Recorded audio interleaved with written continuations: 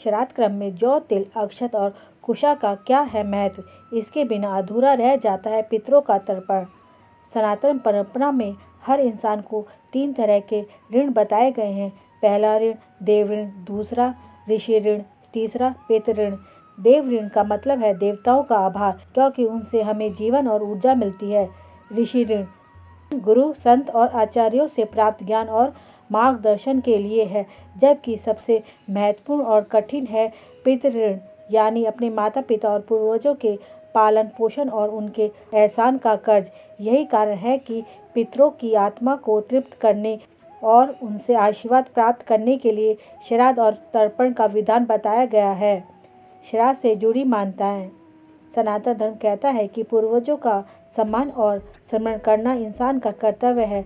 श्राद्ध पक्ष यानी पितृपक्ष इसी का प्रतीक माना जाता है कि पूर्वजों के आशीर्वाद के बिना जीवन में तरक्की और सुख शांति संभव नहीं है।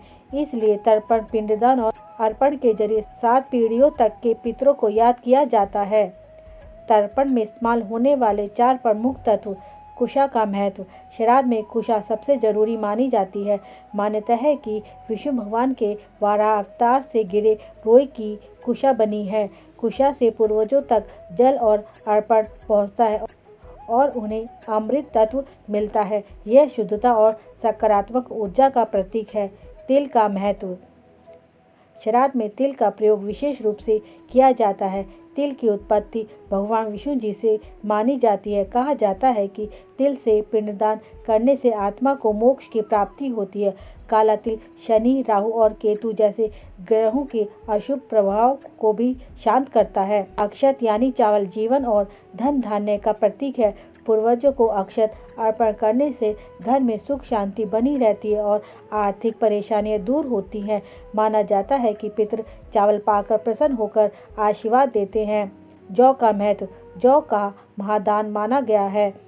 यह वैभव और समृद्धि का प्रतीक है। ऐसा कहा जाता है कि श्राद्ध में जौ अर्पित करने से पितरों को अपूर्ण इच्छाएं पूरी होती हैं और नकारात्मक शक्तियां दूर रहती हैं।